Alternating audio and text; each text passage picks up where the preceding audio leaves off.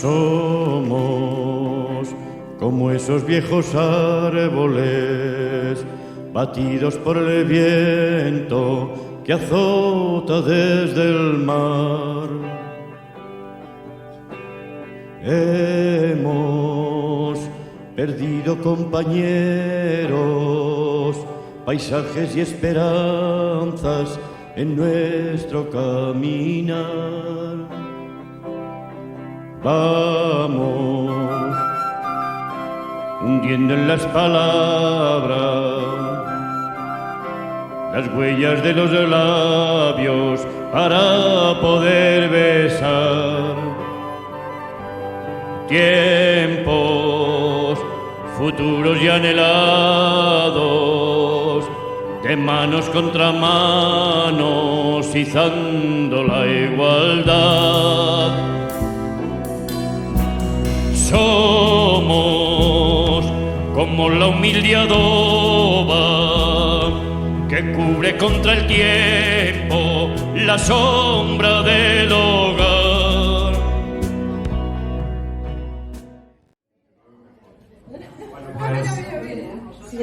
Buenas tardes a todos y todas. Bienvenidos a otro acto del Foro Fontcalar del Pardo, Foro Ciudadano de la Escuela Política, Residencia de Mayores. La verdad es que hemos convergido varios movimientos sociales en esta dinámica, y también pues daros la bienvenida en la Escuela de Adultos, que es también un lugar especial, que sabéis que bueno, tenemos que pelear y defenderlo porque tenemos la amenaza de que la empresa que lo ha comprado pues pueda pedir sus derechos para instalar aquí una inmobiliaria.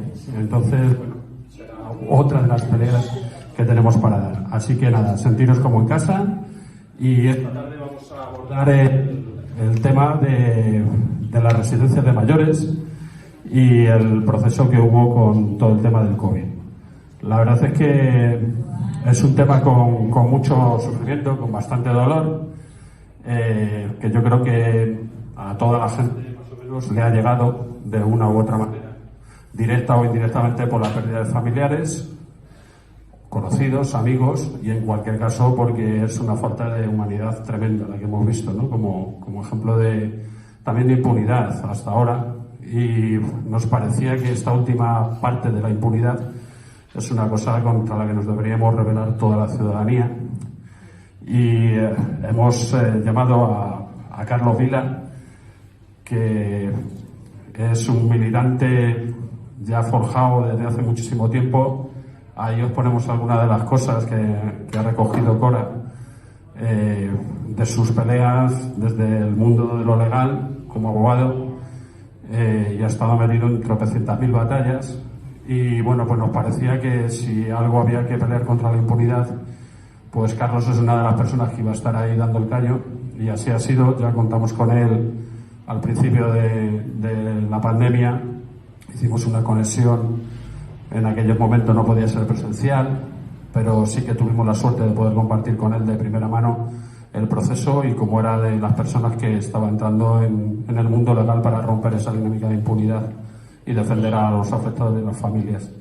Entonces, bueno, Carlos, agradecerte mucho que esta tarde estés aquí con nosotros, y esperamos poder tener de primera mano pues información del proceso, de todo lo que ha ocurrido, de lo que está pasando, de hacia dónde vamos, y también de cómo se puede dar apoyo pues a todas las iniciativas que se estén dando de curso legal y de tipo social con la gente afectada, porque creo que es un elemento, una cosa que todos y todas deberíamos de cultivar, esa sensibilidad y poner de nuestra parte para apoyar en la medida de nuestras posibilidades.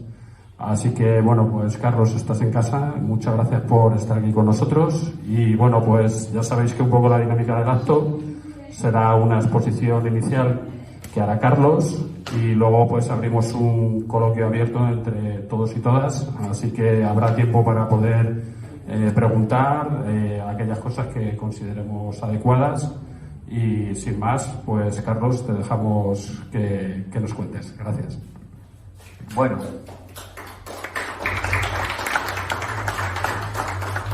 pues buenas tardes a todas y a todos, y bueno, encantado que me hayáis invitado a este acto. Vengo con toda la satisfacción del mundo a contar lo que está pasando de primera mano ahora mismo en los juzgados y lo que ha ido pasando y cuál ha sido la trayectoria de estos 3 últimos años, desde que presentamos la querella en mayo del 2020 hasta ahora, que ya han pasado mayo del 2023, que han pasado 3 años. Bueno, en primer lugar, pues ahí está un poco cuál es mi biografía. Estoy colegiado desde el año 1975, es decir, vivía Franco todavía cuando yo me hice abogado. Tuve incluso alguna defensa de orden público, pocas porque ya era yo muy joven y había otros abogados más mayores que llevaban los temas, pero tuve alguna y fundamentalmente, toda mi vida, desde la facultad en que fui experimentado por participar en la famosa huelga de boicot a los exámenes de medicina y fui experimentado a perpetuidad en Madrid por 2 años en toda el estado, pero que al final ganamos el recurso y pude terminar la carrera, ¿no? Pude terminar la carrera y colegiarme en el año 75 ejerciendo como abogado desde el primer día. Yo tenía claro que lo que quería era ejercer como abogado, pero no como abogado mercantilista, no como abogado que defendiera a los ricos, sino yo lo que quería era defender los derechos humanos, defender a la clase obrera y defender al pueblo en su conjunto. Y a eso me dediqué. Estuve años trabajando en un sindicato, defendiendo a la clase obrera, y luego estuve defendiendo cuestiones de derechos humanos como son el asunto de Rigoberta Menchú. Fui el abogado de Rigoberta Menchú Tun por el genocidio que hubo en Guatemala, que conseguimos que aquí se abriera un procedimiento. Tras pelear muchísimo, llegar al Tribunal Constitucional, se abrió un procedimiento que se acabó cerrando porque en Guatemala se acabó juzgando a algunos de los militares que habían participado en ese genocidio, que mataron a más de 200.000 indígenas en aquella época, y luego he participado también en el juicio contra la mafia policial en los años 80, que resulta que la brigada antiatracos era la que organizaba los atracos en las joyerías en Madrid a través de unos delincuentes comprados, o sea, de unos atracadores comprados, y se quedaban ellos prácticamente con todo el botín. A esto les daban, fue el famoso atraco a la joyería Atocha. Los que seáis más mayores os tendréis que acordar de ese tema, y que conseguimos la condena de 4 policías a más de 100 años de cárcel por el asesinato, porque acabaron asesinando a los 3 delincuentes que les hacían el trabajo sucio. Y condenamos entre ellos el hermano de Pérez Reverte, que era uno de los comisarios, uno de los condenados por ese tema, de Arturo Pérez Reverte, el escritor. Bueno, sí, el hermano. No él. Que le llamaban el Cartago porque eran de Cartagena. Entonces, esos han sido temas en los que he estado. Y luego, más de 5.000 temas normales y corrientes en defensa de los trabajadores, en defensa de las actuaciones policiales salvajes contra la gente, en defensa, en acusación contra policías que han intervenido en actuaciones brutales en manifestaciones, en defensa de ciudadanos a los que querían desahuciar, defendiendo el que no les echaran de las casas. Es decir, todos los juicios, todas las circunstancias normales, los que relato aquí son un poco los que han sido más mediáticos, pero son los juicios en los que te leas. Y también, por mi militancia política, que sigue ahora en Anticapitalistas, y la Asociación Libre de Abogados, en la Comisión contra la Tortura, también en el Estado español, porque a pesar todavía se sigue torturando en el Estado español, en las comisarías se sigue torturando a la gente, o por lo menos teniendo, no como en el franquismo, pero sí teniendo un maltrato, porque aquí no hubo una transición que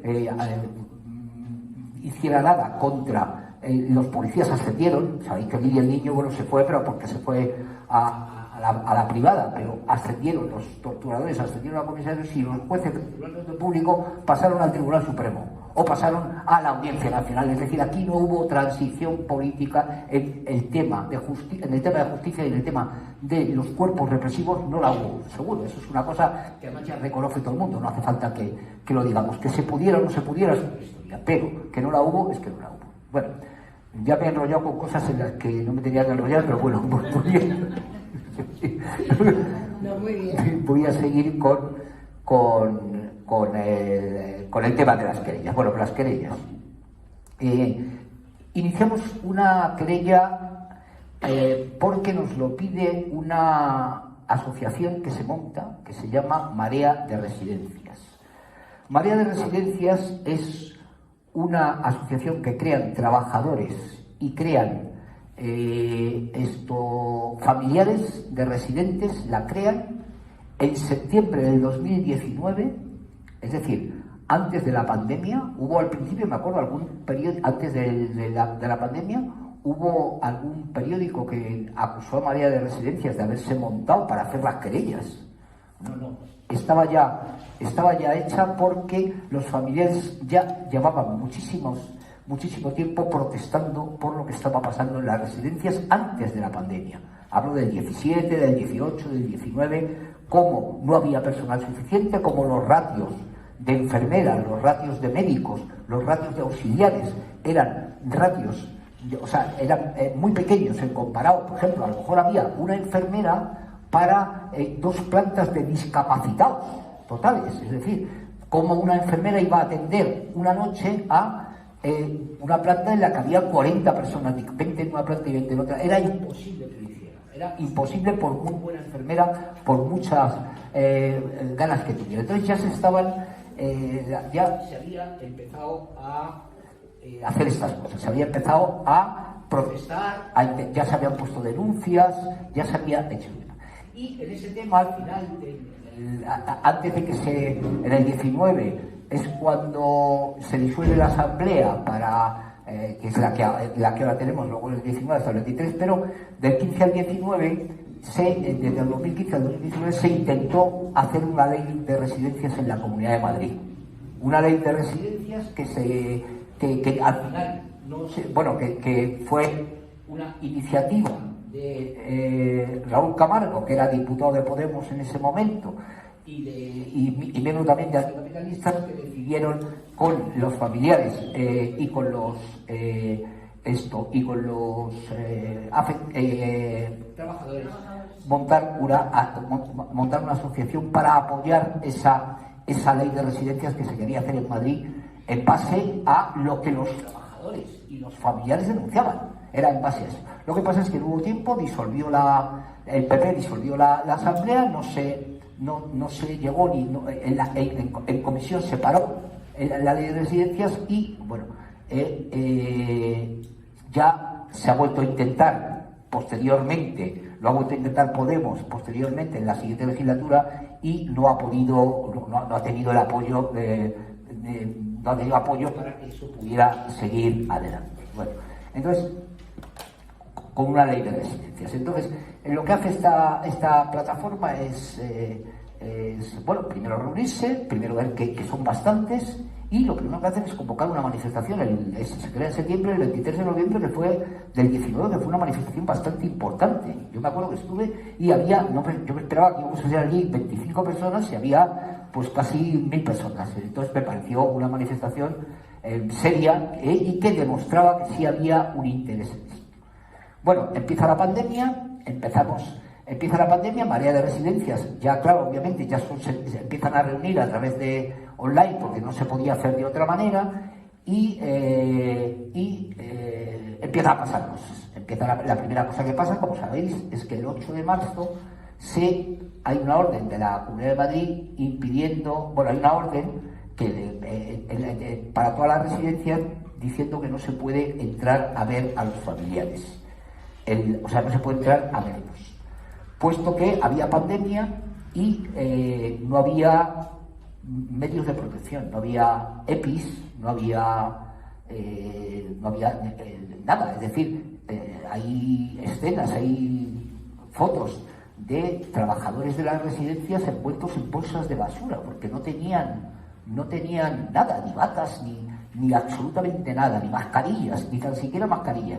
Evidentemente, ni ellos ni los residentes. Con lo cual, es verdad que la epidemia era algo nuevo, aunque era algo nuevo relativamente, porque ya había habido bastantes casos en China, ya había visto casos en Italia, y ya la Organización Mundial de la Salud, a final de enero, había advertido de que había una pandemia, Y la verdad que se tomaron pocas medidas a ese nivel. Es verdad que también era una cosa nueva, eso hay que reconocerlo, era un tema nuevo, novedoso, y no había esas circunstancias. Prohíben la entrada de los familiares, y a partir de ahí, claro, la gente que tiene familiares en residencia pues, se empieza a preocupar y constantemente llaman, pero en la mayoría de las residencias no les cogen el teléfono, no les atienden, les dicen que hay mucha gente, empiezan trabajadores de las residencias a darse de baja porque están afectados por el COVID, con lo cual todavía si los ratios eran pequeños,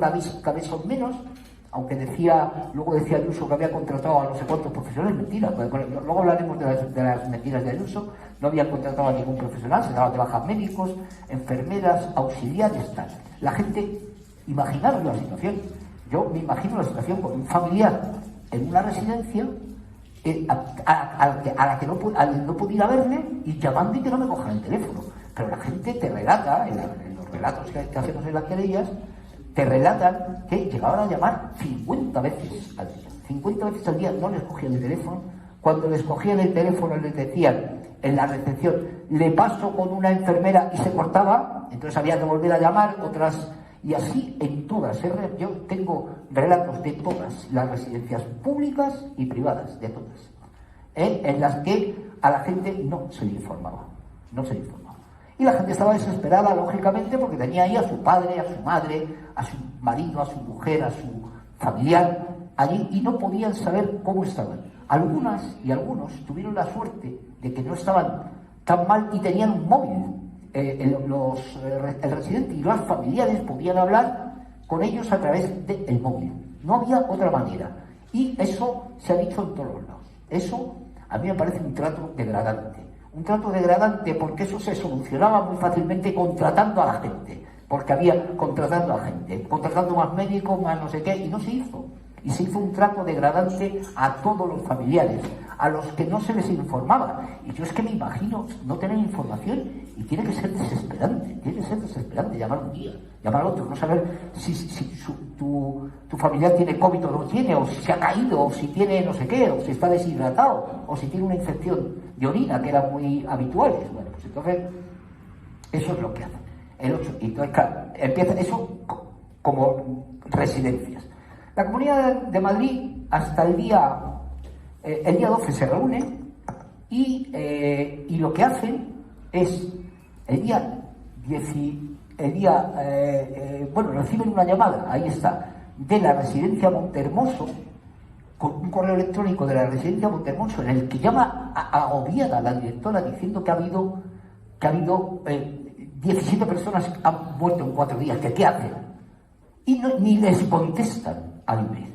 No les contestan a esa residencia Montehermoso, en el que llama la mujer agobiada, que incluso ella llama a los familiares diciendo llevaros a los residentes, que no sabemos qué pasa, que se está la gente muriendo, que se han muerto 17 en 4 días.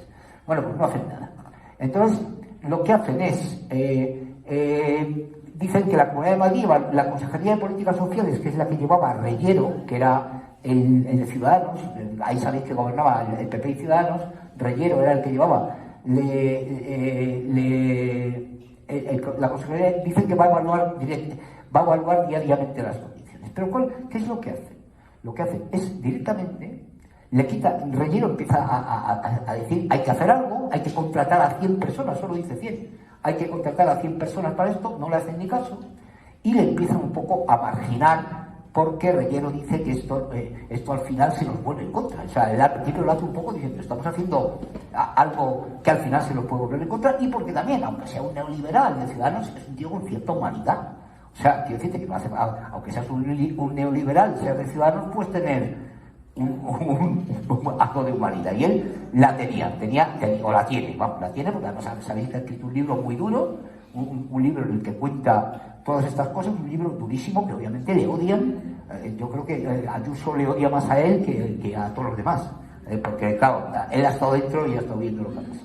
Bueno, pues entonces lo que hacen es le encargan a Carlos Moore, que era el director de asistencia sociosanitaria, le encarga su jefe, que es el consejero de Sanidad, le encarga que haga unos que haga protocolos, unos protocolos para ver cómo hay que actuar con respecto primero a los residentes y a las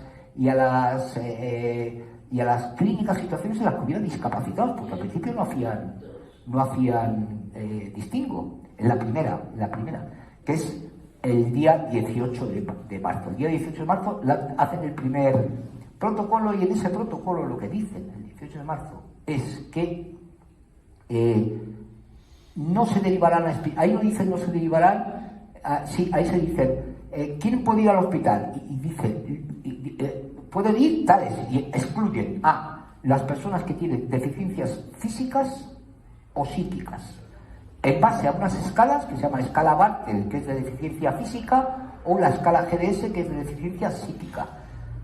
Da igual que tengas 70 años o 102, da igual que tengas el COVID o tengas una hepatitis, da lo mismo, no se deriva a nadie que tenga deficiencias físicas y psíquicas. Eso es el 18. El 20 vuelve bueno, esto es un protocolo firmado, es que os puedo decir incluso cuándo se firma y a qué hora se firma y cómo se manda. En la orden 265-2020.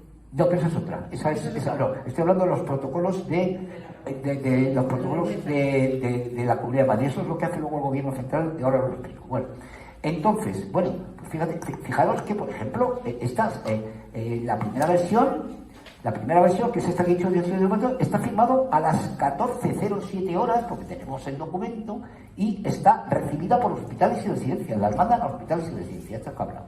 El día 20 ya claramente dicen que se prohíbe que se lleve a las personas con discapacidad física o psíquica. Y ese también está firmado por Carlos Moore, y ese es el 20 de marzo a las 17:37, y también se manda a hospitales y residencias. Y se hace una tercera versión firmada el 24 de marzo a las 20:51 y una cuarta versión el 25 de marzo a las 15 horas. En la última versión es en la que dicen se recomienda. Ya no dicen se recomienda, pero vuelvo a decir que se recomienda que no se lleve a las personas con esas discapacidades físicas o psíquicas. Bueno, esto obviamente, a mí me parece que es, como mínimo, una delegación de auxilio. Y como máximo, que lo que estamos acusando, son homicidios imprudentes. ¿Por qué? Porque por la consecuencia de no trasladar a estas personas al hospital, han fallecido mucha gente, o por lo menos han perdido la oportunidad, no sabemos si se habrían muerto o no, pero han perdido la oportunidad de ir a un hospital y que allí les trataran con todos los medios que tienen los hospitales. Ahora hablaré de la medicalización de las residencias, que no sé yo. Bueno, entonces, eso fue estudiamos esto, manera de residencia. Raúl se pone en contacto con nosotros, con mis compañeros. Bueno, aquí no estoy yo solo, menos mal. Está Borja Vila Tesorero y está José Luis no me acuerdo, González del Moral. Estamos los tres en esa historia trabajando, y pues claro, son 300 querellas que están en toda la Comunidad de Madrid. Estamos lo mismo en Alcalá, en Navalcarnero, en Getafe, en Alcorcón, en Móstoles, en todos los sitios, en toda la Comunidad de Madrid y en todos los juzgados de Madrid, porque ahora os cuento el truco que han hecho para que esto no se llevara conjuntamente en un solo juzgado. Entonces, bueno, a partir de ahí empezamos a ver y lo discutimos y decimos, bueno, aquí desde nuestro punto de vista hay un delito. Hay delitos. Entonces le decimos a Marea de Residencias que hablen con la gente, y la gente que quiera querellarse, que se querella. Y hay más de 300 personas, que no son muchas tampoco, porque han muerto 7.000, pero bueno, son 300 personas las que deciden querellarse. De todas las residencias de Madrid y de todas las residencias de los municipios cercanos, Alcorcón, ya digo, Getafe, Móstoles, Alcalá, Navalcarnero. Bueno. Entonces, presentamos la querella diciendo que sabemos que prestamos la querella contra los directores y directoras de residencias por ese maltrato que os he hablado antes, y también contra estas tres personas, que son los tres querellados, que son contra Isabel Díaz Ayuso, que era la presidenta de la comunidad, contra Enrique Ruiz Escudero, que es el consejero de Sanidad, y contra Enrique López López, porque era el consejero de Justicia, Interior y Víctimas, y era el coordinador de la Consejería de Sanidad y la de Asuntos Sociales. Y este individuo, que es un individuo realmente peligroso y repugnante, Enrique López López, tiene bastante... Este fue el que fue juez de la Audiencia Nacional y que le... con una mote. Este es el Enrique López López, es repugnante realmente. Yo le conozco de hace 1000 años y es una cosa de haberle tenido como juez y tal. Entonces, pues también nos queríamos contra porque era el coordinador, además, de entre asuntos sociales y tal. Entonces, él tenía responsabilidad ahí. Ahora creo que ahora no se presenta, pero le han dado un cargo, como siempre, pues alguna puerta giratoria, no sé dónde se ha ido. Sí, no, bueno. Entonces, va contra estas 3 personas, pero nosotros le decimos que sabemos que la instrucción, en caso de... Esto lo voy a intentar explicar porque son temas más jurídicos, pero bueno, voy a intentar ser claro a ver si... la instrucción de un tema, de un delito para la consejera, para la presidenta, lo tiene que hacer el Tribunal Supremo porque está aforada, no va a un juzgado normal. Y para los otros 2... el Tribunal Superior de Justicia, porque también están aforados, pero no es el Supremo, sino el TSJ. Entonces, al mandar la querella, la jueza que le toca, que es la del 39, lo manda al Supremo. Y el Supremo dice, no, nosotros no vamos a investigar nada hasta que los juzgados, o el juzgado, nos diga que ve indicios. Ve indicios y nos tiene, porque es lo que... y nos mande un documento en el que nos diga qué indicios ve contra las personas aforadas. Bueno, pues eso es lo que tiene que hacer el juzgado, porque se lo ha dicho el Tribunal Supremo además que lo haga. Bueno, pues no lo hacen. No lo hacen. Hablan, o sea, no lo hacen. Y yo, bueno, los 3 tenemos constantes enfrentamientos con los jueces, constantes enfrentamientos con los jueces. Cuando empezamos a preguntar por los protocolos y nos dicen que eso no, que eso es de la consejería, le digo, pero yo he llegado a decirle a una jueza, léase usted el auto del Supremo, que es que no se lo ha leído. Si se lo leyera, o sea, porque ya llega un momento en que, bueno, ya queda un poco lo mismo todo, y dice, bueno, pues o sea, hay que enfrentarse con esta mujer o con este hombre, me enfrento sin ningún problema, porque además es que tengo razón, es decir, no, es que no lo ha leído usted, no lo ha leído, claro, eso les indigna, como que no lo he leído yo, entonces, bueno, empiezas con la pelea en el juzgado, que los otros abogados siempre se quedarán alucinados diciendo, joder. Pero bueno, el caso es que esa historia, ¿qué es lo que pasa? Presentamos una primera querella por 60 o 70 personas y la jueza del 39 dice, ya, pero es que cada caso es un caso. Aquí no podemos acumular, porque no podemos acumular esta querella porque esto es una investigación prospectiva y una querella política. Es lo que dice, que es una querella política porque hemos acumulado que ella va a instruir, pero caso por caso. Entonces divide a los 50 en 50 procedimientos diferentes. Bueno, o como mucho lo que hace es unir a los de una misma residencia. Es decir, si son los de Valle Sol Mirasierra, pues y son 3, los querellantes los deja juntos. Luego si son los de Orpea Ciudad Lineal, pues es lo que hace. Claro, eso a nosotros nos complica la vida, pues fíjate, lo que nos complica la vida, ¿no? O sea, ir a 39 no sé cuántos procedimientos, claro, y luego seguimos mandando querellas, lógicamente, porque la gente te va dando los datos pues cuando los va teniendo, cuando la gente no se va animando, y al final 300, con lo cual hay 300 procedimientos abiertos. 300 procedimientos, o si no son 300 serán 250, pero hay un montón de procedimientos abiertos en todo el Estado, en toda la comunidad. Menos mal, porque ya también la audiencia de Castilla-La Mancha, de Castilla y León, que ya dijimos que bueno, que no, a la pareja de residencia que no, era imposible, no hay. Entonces, bueno, ¿qué es lo que ha pasado con todas estas querellas? Bueno, pues ha pasado de todo. Ha pasado desde que las archiva de inicio alguien, o sea, la del 39 no, siguió para adelante. Pero, y ya os diré, bueno, no hizo ninguna de las pruebas que nosotros pedíamos, solo llamó a declarar a los de las residencias, a los directores o directoras, y pidió un informe forense. Con el informe forense se libran, porque archivan. El informe forense dice que el tratamiento que ha tenido el residente querellado, o sea, el residente cuyos familiares han querellado, ha sido correcto,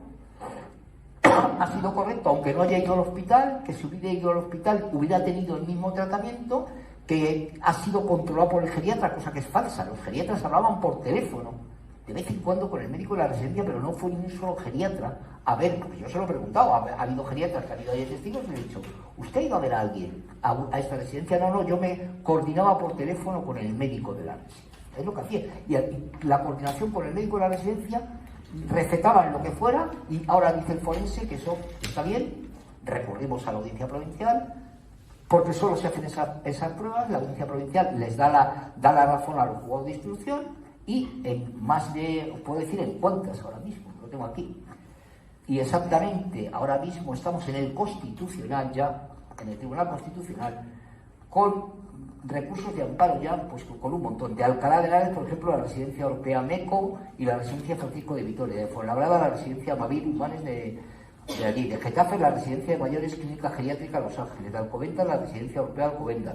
De Colmenar Viejo, la residencia Mavir Colmenar Viejo. De Madrid, la residencia Los Nogales Pacíficos, Los Nogales Hortaleza, Los Nogales Pontones. Geriasa de Madrid, Nuestra Señora del Carmen, Domus Vi Arturo Soria, Domus Vi Usera, Domus Vi Mirasierra, Gran Residencia, Residencia La Ávila, Ensanche de Vallecas, Residencia Manotera, Residencia Vallesol, Pasito Verde. Es decir, todas estas están ya en el Constitucional porque han sido archivadas definitivamente por la Audiencia Provincial, con lo cual el único recurso que nos queda es el Constitucional. El único recurso ya extraordinario. ¿Y qué le pedimos al Constitucional? ¿Por qué vamos al Constitucional? Pues simplemente le pedimos que se investigue. No estamos diciendo que el Constitucional diga si hay delito o no, porque para eso no está el Constitucional. Estamos para que el Constitucional les obligue a que las pruebas que nosotros estamos pidiendo, que es la declaración de Reyero, por ejemplo, de Moore, de los de la Operación Bicho, de los periodistas que han escrito y han investigado sobre eso, son como Manuel Rico, por ejemplo, que está haciendo una labor encomiable. Manuel Rico, el periodista de Infolibre, que está haciendo una labor increíble, o sea, realmente se lo ha tomado a pecho. Y pedimos que declare esta gente, por lo menos que declaren como testigos, y a partir de ahí que una vez eso que el juez emita un informe diciéndole al Tribunal Supremo, mire, yo aquí creo que ha podido haber algo, siga usted investigando a la señora esta o a los otros dos, ¿no? Bueno, pues es lo que estamos pidiendo, porque no lo están haciendo. No lo están haciendo en estos 3 años, es hasta hace un mes y pico, que ahí está, hace un mes y pico en el juzgado 9, bueno, hace 2 meses, México llamó por primera vez, nos hizo caso en algo y llamó por primera vez a declarar a Carlos Moore y a Reyero. Esa declaración de Carlos Moore, o sea, es la primera vez que se hace en toda la instrucción durante 3 años, o sea, el juez de instrucción número 9. Entonces, bueno, eso fue toda una oportunidad, ¿verdad? Que ha vuelto a reabrir un poco. Quiero decir, ha habido aquí un momento que lo de las residencias quedó un poco en el olvido, la gente pasó la pandemia, la gente quería olvidar un poco todo lo que había sido la pandemia. Pero es verdad que últimamente sentimos que, yo lo siento cada vez que hablo por ahí con la gente y que te preguntan qué pasa con las residencias, que antes te decían, bueno, pues ahora te dicen, no, oye, es que eso sí, es intolerable. O sea, la gente empieza a reaccionar un poco o pienso yo, me da a mí la impresión, también es una impresión subjetiva, pero pienso yo, y también Manuel Rico, por ejemplo, dice que él nota más, que él como periodista nota más que hay se ha vuelto a levantar el interés por el tema de esta verdadera burrada, esta verdadera acción criminal, desde mi punto de vista. Esta acción criminal, que ahora al final uno piensa, y diría, pero bueno, esta acción criminal es voluntaria o es por incompetencia, porque claro, uno al final no sabe si lo que querían era eliminar gente para que no hubiera pensiones, o es una acción de verdaderos incompetentes que no sabían qué hacer. Claro, a mí me cuesta pensar que haya gente tan mala para hacer esto a propósito, me cuesta pensarlo. ¿Qué queréis que te diga? O sea, ¿qué queréis que os diga? Pero yo qué sé, al final uno dice, pero bueno, y encima con las mentiras que han seguido contando y sobre todo Ayuso, porque los demás se han callado, han estado más discretos. Pero está encima todo el día opinando, todo el día diciendo tonterías, todo el día y diciendo prácticamente, y bueno, y hasta hace poco diciendo que la culpa la tenía Pablo Iglesias. Claro, hasta hace poco diciendo eso, porque era el que llevaba ese tema en el gobierno central, que no tiene la competencia, las competencias las tienen las autonomías. Cada autonomía tiene la competencia en tema de residencias y en el tema de residencias. Y ha estado diciendo hasta hace poco que era Pablo Iglesias. Que, por cierto, el otro día, en un acto así que tuve en el Ateneo, todavía hay gente que se lo cree, porque hubo una señora que me preguntó, pero usted no ha dicho nada de Pablo Iglesias, me dice. Y le dije, ¿por qué? No tiene... Claro, entonces, quiero decir que hay gente que se lo cree porque te lo preguntaron, y no me lo preguntó a mala leche, me lo preguntó como diciendo, ¿qué responsabilidad tiene? Bueno, ya le tuve que explicar lo de las competencias. Bueno, yo se lo expliqué más o menos de forma tranquila, pero hubo gente que se cabreó mucho, le dio caña, gente del público, le dio mucha caña, ¿no? Entonces, bueno, pues esa es, han declarado Reyero bueno, Reyero nos dijo que él, desde que el 20 de junio, el 20 de marzo, le mandó 2 correos a Escudero diciéndole, esto que estamos haciendo es una burrada moral y además podemos estar cometiendo un delito. Podemos estar cometiendo un delito, le dice al otro. No le contesta a los correos. Se lo digo, le pregunto a Carlos Moore por los correos. Entonces me dice Carlos Moore que no los recuerda. Y como los tenemos, porque los publicó El País, se los enseñamos. Y dijo, ya, pues sí, los debí recibir. Pero claro, recibíamos tantas cosas en esos días, estábamos tan desbordados. Y además vino a decir, yo soy un Bindundis y yo soy aquí un mandado. Yo no era más que un asesor. Y entonces le digo, pero usted firmó los protocolos. ¿Usted estaba de acuerdo con lo que firmaba? ¿Fuera un asesor o no? Y entonces me dice, hombre, con la no desviación de los con enfermedad psíquica o psíquica, con eso no estaba de acuerdo. Y digo, ¿y por qué lo firma? No, porque había muchas más cosas y había que tomar decisiones, pero con eso se estaba excusando, lógicamente, por eso estaba de acuerdo. Le digo, ¿pero usted los firma por su propia voluntad o por su propia iniciativa? Ya que me dice usted que usted no es nadie, por su propia iniciativa. Y me dice, no, yo lo firmaba con la autorización de mi jefe, que era el consejero de... Estuvo muy bien esa historia, porque lo ha sacado toda la prensa diciendo que el jefe, que era Escudero, era el que había autorizado a Reyero. Pero digo a Moore, que se estaba tratando, porque se esquiva muy bien. Moore es un tipo muy listo, que ya en la comisión parlamentaria esquivaba las preguntas muy delicadas, todo con mucha animación, con mucha tal, pero es un tipo... bueno, pues al final reconoció que él tampoco estaba de acuerdo, que reconoció que es verdad que Reyero le había mandado esos 2 correos, pero hubo que enseñárselos, o sea, decirle al juez que buscara la página no sé cuál, o sea, estuvieron allí un cuarto de hora buscando los correos para que los vieran, ¿no? Y luego diciendo que era su jefe y tal. Bueno, eso ha sido lo que ha pasado hace mes y medio. Fue un cierto alivio, estábamos ya muy desesperados todo el mundo, la gente de Marea, los propios abogados, estamos ya muy cansados también, porque estas cosas cansan. Bueno, pues eso fue un poco un alivio, nos dio un alivio el que este juez al menos lo haya intentado. Lo estoy intentando. Desde hace mes y medio no sabemos qué ha pasado después. Y ahora tenemos también la historia de que el juez del 4 también, en una querella que no llevamos nosotros, una de las pocas que no llevamos nosotros, la lleva Platimare, que es una asociación yo creo que es de jubilados, se llama Platimare, es una asociación, pues una querella, el juez también ha llamado a declarar a estos 2 y también a la que era, a una que dimitió, que era la secretaria de Estado de Sanidad, la llamó Isabel no sé cuántos, la ha llamado a declarar también. Bueno, pues eso también son pequeños pasos que nos alegran, que nos siguen dando un poco de ánimo. Con ese tema es verdad que, y ahora voy a hablar un poco de la Fiscalía. Ahora ya he estado hablando de los jueces que lo investigan, pero voy a hablar de la Fiscalía. La actuación de la Fiscalía ha sido nefasta. La actuación del fiscal, que está para defender los intereses de los ciudadanos, está para eso. Bueno, pues el fiscal ha actuado como si fuera la defensa de estos 3. O sea, yo que cuando vienen el fiscal, porque muchas veces la mayor parte de las veces me viene, pero cuando viene el fiscal y los tengo sentado al lado y empiezo a preguntar por los protocolos, me miran con mala cara, como diciendo, ya está este tío preguntando por esta historia, ¿no?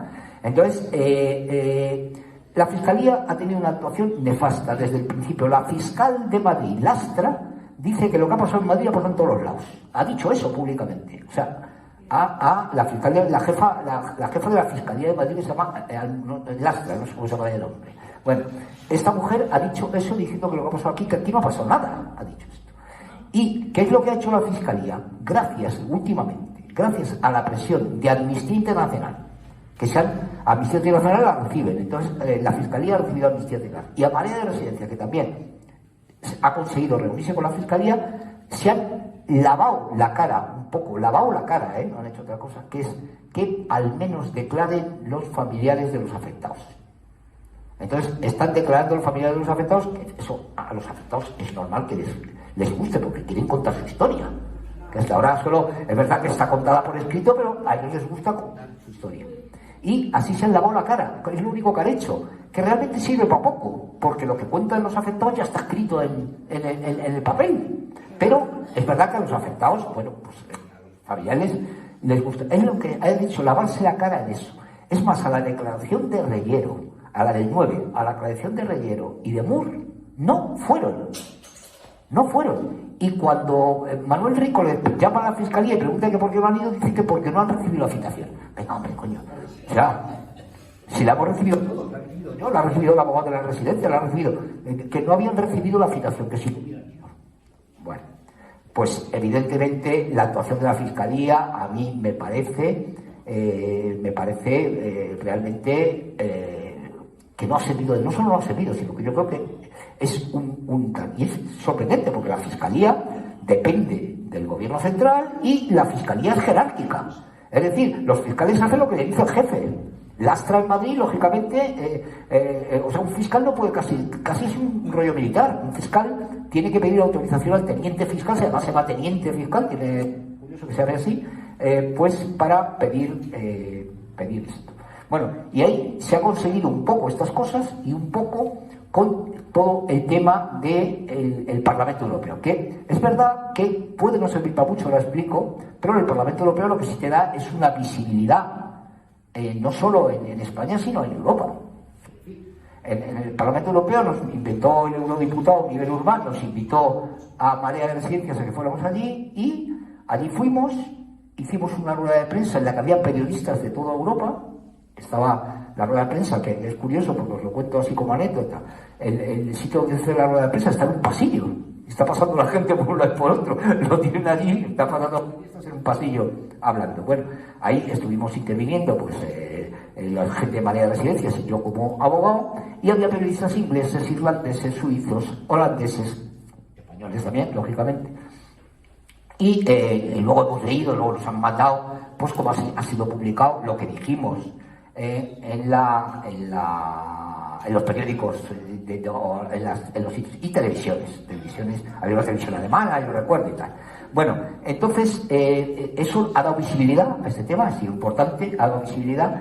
Es verdad que luego a la hora, porque hemos tenido que ir a una comisión de peticiones y la petición que hemos hecho ha sido que vengan parlamentarios europeos a hacer una investigación de lo que ha pasado en las residencias en Madrid, que nombre una comisión de parlamentarios europeos, eso como petición. Y hemos pedido también que en la investigación, porque hay una investigación sobre el COVID, que tenemos la suerte que ahí la diputada que es la presidenta de esa comisión contra el COVID es una diputada del bloque nacionalista galego y está a favor de hacer la investigación. Pues nos reunimos con ella, nos reunimos con el PSOE, nos reunimos con Podemos, nos reunimos con RC, y nos reunimos con el bloque nacionalista galego, con los de estos que había. Y luego nos reunimos con lo que se llama la izquierda allí, se llama la izquierda del Buen, que es los grupos parlamentarios que incluyen a la izquierda, todos daneses, suecos, todo lo que es la izquierda, a la izquierda del PSOE. Están reunidos en ese grupo parlamentario de allí del Parlamento Europeo. Bueno, pues la historia del Parlamento Europeo es verdad que la efectividad, pues estábamos intentando, porque luego hay que conseguir las mayorías. Allí nos dijo la del bloque nacionalista galego que iba a intentar conseguir que dos liberales holandeses o no sé qué apoyaran, porque si no consigues el apoyo, tener una mayoría, y que esta gente era maja a este nivel, o sea, otra cuestión, pero que a este nivel eran gente que podían apoyar. Y yo tengo ahora la noticia de que al parecer parece que sí van a por lo menos a meterlo en el tema del COVID. En el tema del COVID van a meterle el tema, parece. parece, por lo que nos dijo la diputada, nos escribió la diputada del bloque, que iban a intentar, que parecía que los liberales estos al final se habían convertido los dos que le faltaban dos, tenía el apoyo le faltaban dos. Hubo que hacer sesiones, yo me acuerdo que hubo que hacer sesiones cuando hablamos, porque claro, ahí también había gente de manera de residencia de otras, de Castilla-La Mancha, por ejemplo, de Castilla-León, y el PSOE no quería meter Castilla-La Mancha. Entonces hubo que llegar a un acuerdo, porque si no, o sea, necesitábamos el apoyo del PSOE, si no teníamos ya el apoyo del PSOE, no teníamos. Entonces hubo que, ellos querían solo centrarse en Madrid, Castilla y León les importaba un bledo, pero en Madrid querían solo centrarse en Madrid. Y luego también había gente de Cataluña y los de RC decían que, porque además RC estaba en el gobierno de la Generalitat, los de RC decían que bueno, que no es lo mismo que lo que ha pasado aquí, que tal, ¿no? O sea, que era, entonces al final, bueno, hubo que llegar ahí un entente cordial para que apoyaran por lo menos la historia. Y la han apoyado. Al final, bueno, no sé qué ha pasado con esos dos liberales, a ver si nos lo cuentan, que eran, creo, holandeses, y a ver si se han apoyado, que eran de un partido holandés liberal. Bueno, entonces, eso ha tenido esa repercusión mediática y esa repercusión social, yo creo, importante en el sentido de que yo creo que esto a nivel social se ha reactivado un poquito, al menos un poquito. Se ha reactivado un poquito porque yo hubo un momento, pues hace un año y medio que yo decía, esto es que incluso no hay, socialmente es un tema que se está quedando, la gente ya lo quiere, se está como olvidando, ¿no? Entonces, bueno, pues esa es la historia un poco de cómo están estas querellas. ¿Cuál es mi opinión? Bueno, mi opinión es que seguimos teniendo muchas dificultades, muchísimas dificultades, para conseguir que condenen por homicidio imprudente a esta gente. ¿En base a qué? En base a que los jueces se basan en los informes forenses. Y los informes forenses se basan en eso, se basa tanto el juzgado de instrucción como la audiencia, se basa en eso. Y la mayoría de residencias ni la gente tiene dinero para hacer un contrainforme persona a persona, porque si es un tema global, persona a persona, eso cuesta 1.000 euros o 800 euros, cuesta un dinero, y no lo hay. Y segundo, que los jueces a los informes privados les dan mucha menos credibilidad que a un informe de un forense que teóricamente es independiente, que no tiene nada que ver ni con unos ni con otros, cosa que tampoco es verdad, pero bueno, en definitiva, ¿qué es lo que pasa? Que el homicidio imprudente con esos informes forenses, vamos a ver qué dice el Constitucional, porque ahí es la última baza que nos queda en España. Luego habrá que estudiar la posibilidad de ir a Europa, de ir a Estrasburgo, al Tribunal de Estrasburgo, habrá que estudiar la posibilidad.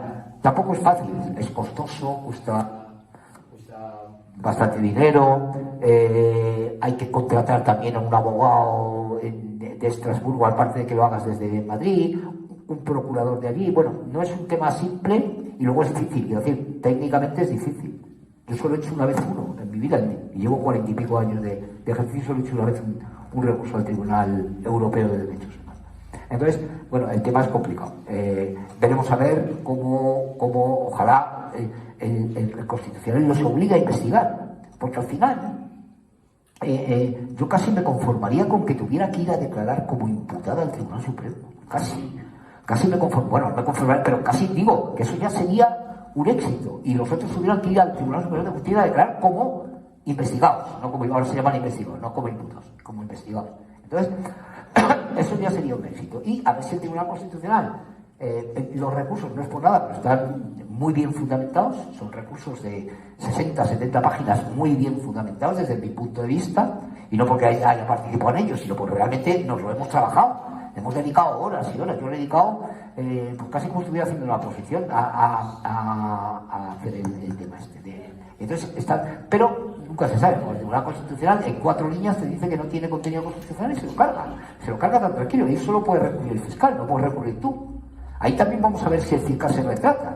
Si nos dicen, a ver si los fiscales se retratan y empiezan a decir algo. Entonces, Hay una cuestión que ahora, y ya termino, no sé cuánto tiempo llevo. No, Sí, tranquilo. sí. No, quería un poco terminar con dos cosas. Y luego me hacéis preguntas, porque a lo mejor me he dejado cosas en el tintero y me preguntáis cosas y ya os digo. Bueno, yo creo que, bueno, hay unas elecciones el 28 de marzo, el 28 de mayo. Si en esas elecciones parece que encima va a ganar esta señora, pero bueno, yo lo que digo es que si no ganara, habría que iniciar que al menos tuviera responsabilidades políticas esta señora y sus consejeros. El nuevo gobierno tendría que estar a tope, si es que hay un gobierno que no sea el de ellos, claro, ¿qué tal?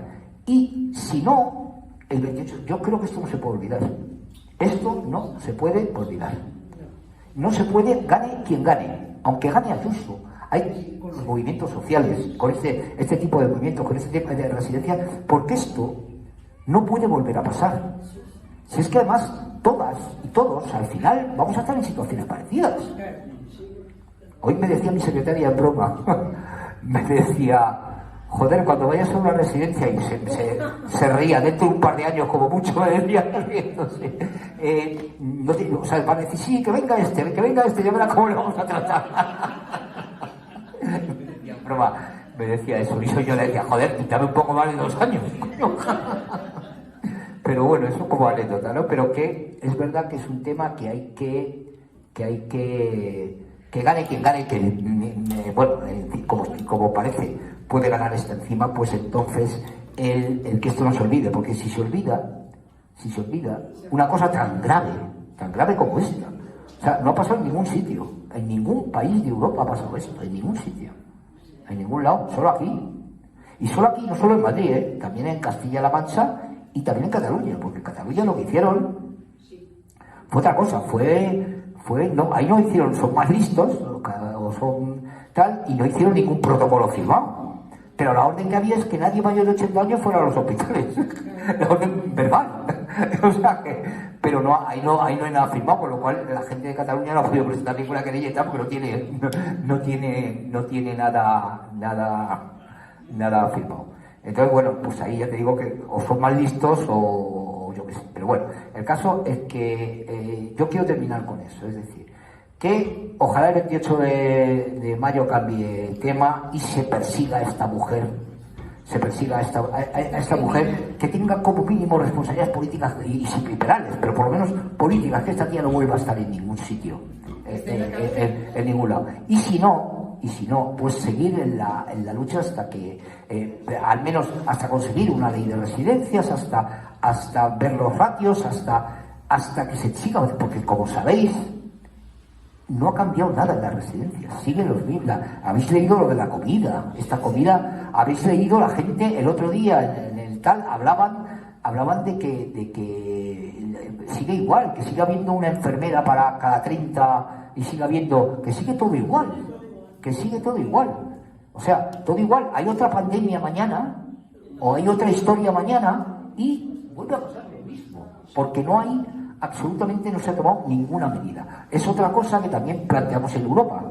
Que se intentara hacer una legislación europea que obligara un poco a toda Europa, una legislación europea que obligara al margen de las competencias que tenga cada país o cada comunidad, pero que de alguna forma obligara a unos mínimos en estos temas. Y yo nada más termino. Bueno,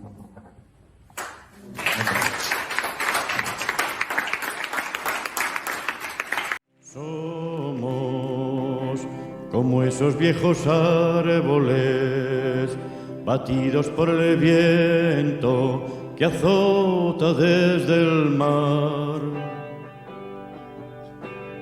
Hemos perdido compañeros, paisajes y esperanzas en nuestro caminar. Vamos hundiendo en las palabras las huellas de los labios para poder besar. Tiempos futuros y anhelados, de manos contra manos, izando la igualdad. Somos como la humilde adoba que cubre contra el tiempo la sombra del hogar. Hemos perdido nuestra historia, canciones y caminos en duro batallar. Vamos a echar nuevas raíces por campos y veredas para poder andar. Tiempos que traigan en su entraña esa gran utopía que es la fraternidad. Somos igual que nuestra tierra, suaves como la arcilla, duros del roquedal. Hemos atravesado el tiempo, dejando en los secanos nuestra lucha total. Vamos a hacer con el futuro un canto a la esperanza y poder encontrar tiempos cubiertos con las manos, los rostros y los labios que sueñan libertad. Somos como esos viejos árboles